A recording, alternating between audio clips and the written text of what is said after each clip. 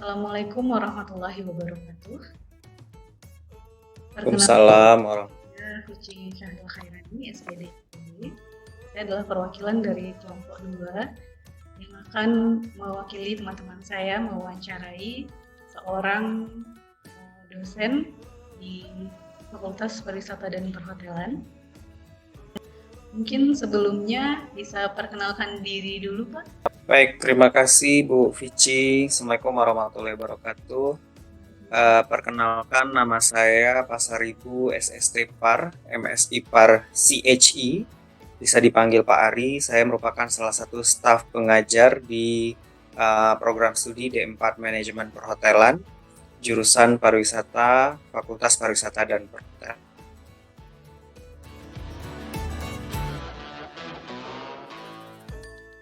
Baik, untuk menjadi dosen, saya rasa sudah hampir 7 tahun ya, karena saya bergabung itu di UNP sejak 2015 ya, jadi sekitar 5 tahun.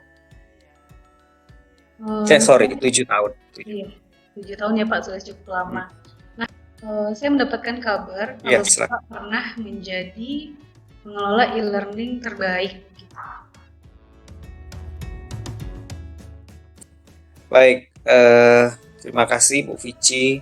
Awalnya saya juga nggak nyangka gitu bakal diberikan penghargaan sebagai salah satu dosen pengelola e-learning ya, terbaik di UNP dari Fakultas Pariwisata dan Perhotelan.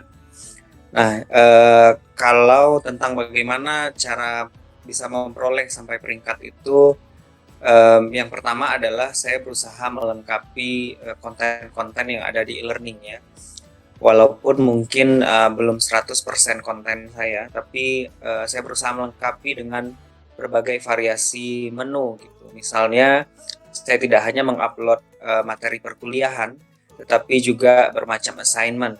Nah, itu juga saya lakukan. Kemudian kontennya beragam, bukan hanya bentuk PowerPoint atau PDF saja yang bisa di-download oleh mahasiswa, tapi saya juga menyelipkan ada video, kemudian ada kuis gitu. Dan mungkin saya juga melakukan memberikan komentar setiap tugas yang dimasukkan oleh siswa. Mungkin saya rasa di situ poin yang diambil gitu, dari penilaian. Jadi betul-betul dilengkapi ya Pak untuk materinya, tidak hanya untuk absensi e-learningnya, tapi betul-betul ada materi video lengkap ya Pak. Kalau sebelumnya Bapak untuk penggunaan Betul. e-learning itu mendapatkan pelatihan atau belajar sendiri Pak? Waktu itu ada sosialisasi di tingkat jurusan, jadi untuk diutus ke universitas itu ada perwakilan 2 orang dari jurusan.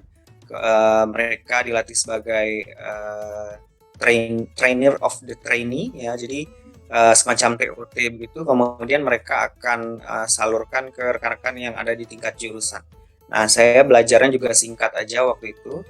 Kemudian coba belajar sendiri gitu. Ini maksudnya apa? Saya cobakan karena kalau nggak kita trial and error, kita nggak tahu juga ini fungsi tombol ini untuk apa, uploadnya di mana, cara buat kuis itu seperti apa. Jadi saya juga belajar secara mandiri.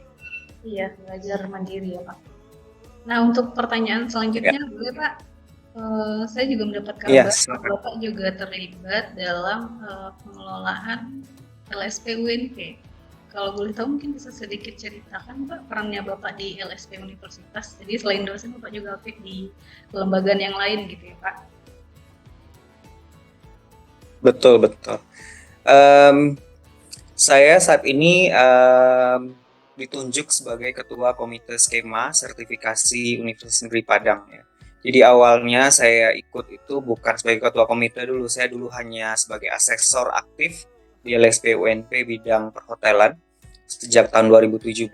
Nah, kemudian eh, saya miris aja gitu melihat perkembangan LSP waktu itu yang baru punya 4 skema sertifikasi.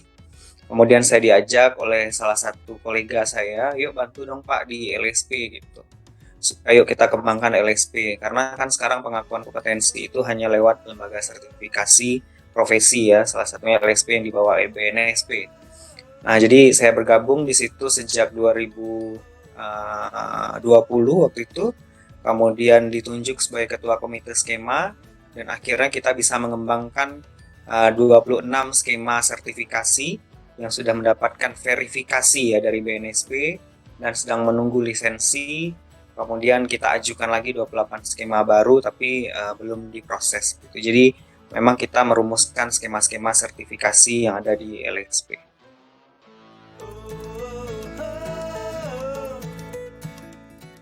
Dan Oh biayanya iya. apa itu, Pak? Ya, saya ikut short course itu tahun 2018 ke Auckland, New Zealand waktu itu untuk bidang tourism and hospitality yang di-funding oleh kementerian waktu itu. Jadi semacam beasiswa ya, tapi untuk short course nggak lama waktu itu di Auckland University of Technology New Zealand ya, di bidang hospitality and tourism.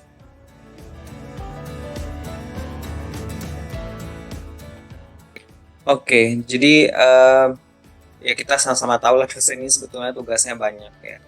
Selain Tridharma juga administrasi yang luar biasa. Tapi untuk mencapai satu target yang kita inginkan tentu perlu manajemen waktu yang baik. Nah, kalau saya biasanya selalu punya jadwal, saya set kalender, baik secara manual ya ataupun di Google Calendar saya set schedule-schedule yang saya punya gitu. Nah, sehingga kalau memang ada, dan saya set prioritas. Jika ada jadwal yang bersamaan, saya set skala prioritas ini yang mana yang perlu saya ikuti gitu. Sehingga tidak ada tugas-tugas utama yang kita tinggalkan. Namun di samping itu kita juga bisa berkarya ya. Jadi misal kita kalau diundang sebagai narasumber di luar, selagi itu tidak mengganggu dan mendapatkan izin dari instansi kita, tentu itu bisa saja dilakukan. Nah, jadi memang pintar-pintar membagi waktu sih. Kalau apa yang bisa dikerjakan malam ini, biasanya saya kerjakan malam ini. Tapi kalau masih deadline-nya masih jauh dan ada pekerjaan yang lebih prioritas, saya akan pilih yang lebih prioritas.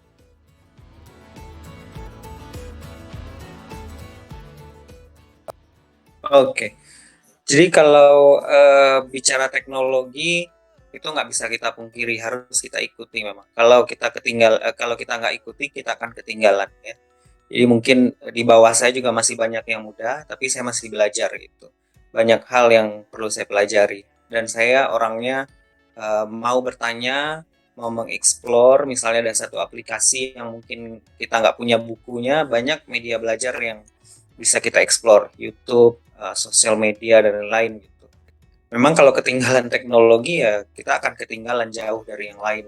Iya, betul sekali. Buktinya saja mungkin sekarang orang mengajar nggak lewat kelas lagi, udah online gitu ya. Nah kalau saya caranya adalah explore sebanyak-banyak mungkin gitu. Ya apapun bidangnya, kalaupun kita belum mendalami minimal kita tahu dulu oh ini tuh apa maksudnya. Oke, baik. Terima kasih banyak Bapak atas waktunya sudah mau membantu kami.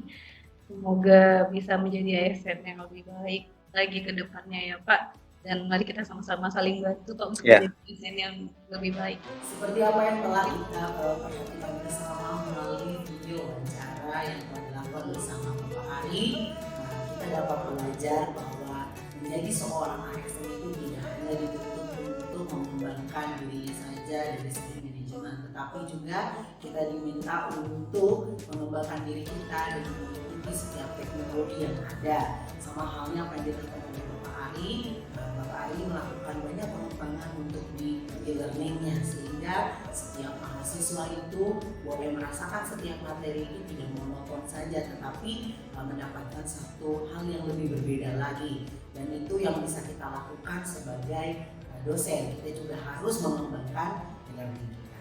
Pembelajaran yang lain yang dapat kita peroleh dari Pak Ari sebagai narasumber tadi adalah mengenai time schedule dan time management. Sebagai dosen yang jadwalnya padat dan banyaknya tekanan kerja dan tuntutan pekerjaan, alangkah baiknya kita menyusun time management. Kita bisa membuat time management kita pribadi, dan sebagai pengingat bisa kita buat di reminder, sebagai Google Calendar, atau di berbagai aplikasi yang bisa kita catat satu persatu schedule dan rancangan kita untuk kedepannya mencapai visi dan misi sebagai Smart ASN. Jadi pesan dapat kita ambil dari videonya Bapak Ari, Bapak Pasar Ibu, jelas terlihat bahwa sebagai ASN kita tidak hanya bekerja saja, tapi kita juga harus proaktif untuk menjadi seorang smart ASN. Kita harus kritis terhadap perkembangan zaman, terutama saat ini adalah teknologi. Kita harus terus belajar karena teknologi terus bercepat berkembangnya, jangan sampai ketinggalan untuk menambah kompetensi kita sendiri atau menambah bagaimana karya terbaik yang dapat kita berikan dari kompetensi yang telah kita upgrade dengan teknologi ataupun dengan kita membuat pengembangan riset dan pengembangan terbaru terhadap layanan sehingga menghasilkan karya yang lebih terbaik lagi secara kontinu dan berkelanjutan sebagai ASN. Dan bagaimana kita memanage waktu kita juga dalam kesibukan, tapi kita tetap bisa mencapai target-target untuk meningkatkan karir, meningkatkan kompetensi dan lain-lainnya. Pesan yang sangat penting dari Bapak Pasar Ibu ini adalah kita harus meningkatkan loyalitas terhadap negara. Kita terlihat di sana menempatkan kepentingan bangsa di atas kepentingan pribadi, sehingga tercapailah sebuah cita-cita untuk menjadi seorang smart ASN dengan manajemen ASN yang sangat baik. Kemudian setelah kita lihat dengan wawancara dengan Pak Ari, dapat kita ambil kesimpulan bahwa untuk mempersiapkan teknologi kita harus selalu belajar untuk mengikuti perkembangan yang ada. Mau tidak mau kita harus melakukan perubahan dengan belajar dan mengikuti teknologi yang ada. Sebab teknologi ini harus kita persiapkan, karena kalau tidak kita persiapkan kita akan ketinggalan dengan seperti yang diterapkan pada Pak Ari yang telah kita lihat pada role model tersebut. Oleh sebab itu kita harus selalu belajar dalam mempersiapkan teknologi yang ada. Untuk bisa berkembang kita harus mau merubah diri dan belajar untuk teknologi yang baru.